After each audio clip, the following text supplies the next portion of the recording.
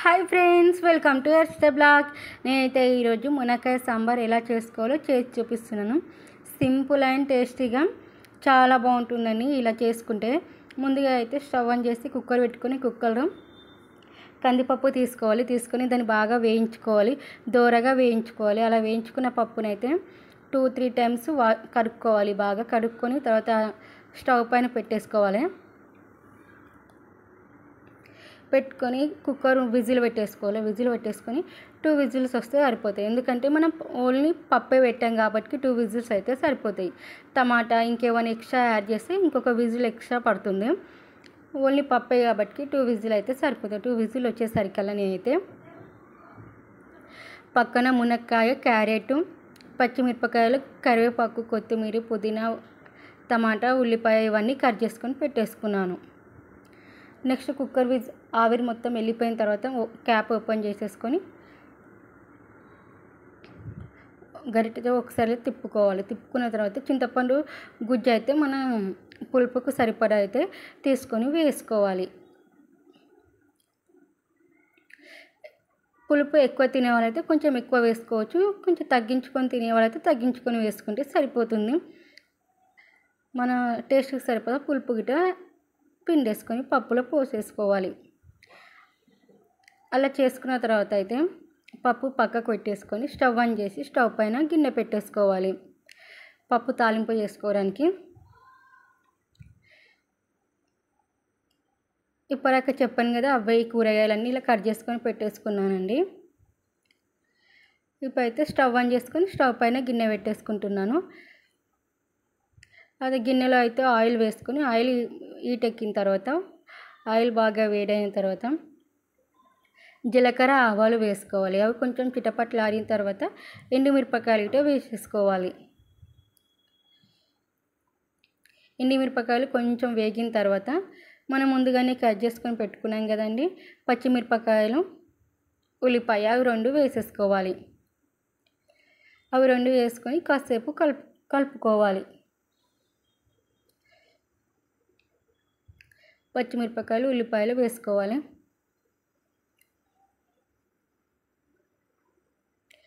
వేసుకొని ఒకసారి ఒక 1 మినిట్ అలా కలుపుకోవాలి. కరివేపాకు కూడా వేసేసాను.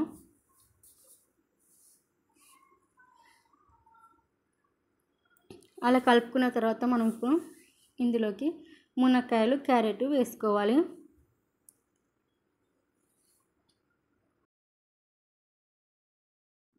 మునక్కాయ, క్యారెట్ వేసేసుకోవాలి. అలా వేసుకొని ఒక 1 మినిట్ మగ్గించుకొని ఇందులోకి అయితే కొంచెం పసుపు వేసేసుకోవాలి. పసుపు అలాగే అల్లం వెల్లుల్లి పేస్ట్, కొంచెం సాల్ట్ వేసుకోవాలి. కొంచెం సాల్ట్ వేసుకొని ఒక్కసారి కలిపేసుకొని మగ్గించుకోవాలి. ఒక 1-2 మినిట్ అలా మగ్గిన తర్వాత ఇందులోకి మనం ముందుగానే కట్ చేసుకొని పెట్టుకున్నాం టమాటా ముక్కల్ని, వాటిని గిట్ట వేసుకొని మగ్గించుకోవాలి. సింపుల్గా చాలా చాలా బాగుంటుంది మునక్కాయ సాంబార్ అయితే. చాలామంది ఇందులో వంకాయలు ఇంకా వేరే కూరగాయలు అవి గిట్ట వేసుకొని చేసుకుంటారు. మళ్ళీ సాంబార్ అనగానే అందరు సాంబార్ మసాలా కంపల్సరీ వేస్తారు. సాంబార్ మసాలా ఏమీ వేయకుండా అసలు సింపుల్గా చేస్తున్నాను. చాలా చాలా బాగుంటాయి. ఒక్కసారి మీరు ఇలా ట్రై చేసి చూడండి. ఎలా వచ్చిందో కామెంట్ మాత్రం తప్పకుండా పెట్టండి. అవి కొంచెం మగ్గిన తర్వాత అందులోకి పుదీనా, కొత్తిమీర వేసేసుకొని అలాగే మనం కట్ చేసుకొని పెట్టుకున్నాం కదా టమాటా ముక్కల్ని అవి గిట్ట వేసుకొని కొద్దిసేపు మగ్గనిచ్చుకోవాలి. అలా కలుపుకొని ఒక 1 మినిట్ 2 మినిట్స్ అలా మూత పెట్టుకొని మగ్గనిచ్చుకోవాలి.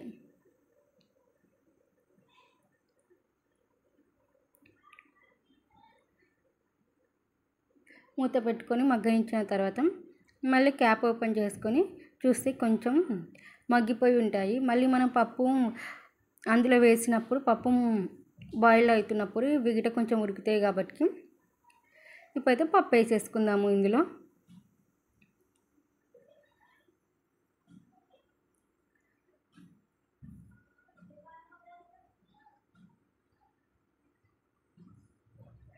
పప్పు వేసేసుకుందామండి. ఇప్పుడు ఇందులోకి మళ్ళీ ఒక 1 మినిట్ అయితే క్యాప్ పెట్టాను నేను.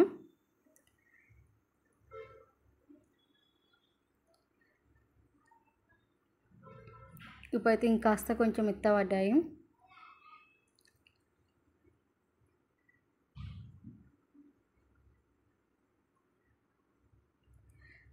పప్పు వేసేసుకొని మనకు చిక్కగా కావాలా కొంచెం పలుచగా కావాలని చూసుకొని వాటర్ అయితే వేసేసుకోవాలి. ఇందులో వాటర్ వేసుకొని ఒక 5 minutes or 10 minutes బాగా పప్పు అనేది మరగనివ్వాలి. పప్పు ఎంత బాగా మరిగితే అంత మంచి టేస్ట్ అనేది వస్తుంది.